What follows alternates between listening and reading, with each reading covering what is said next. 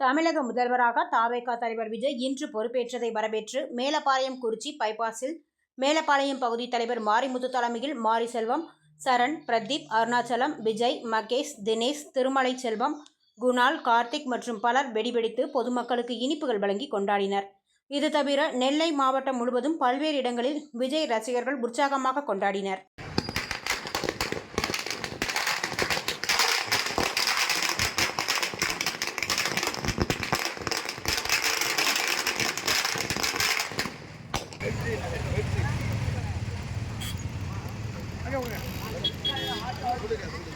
driver கொடுங்க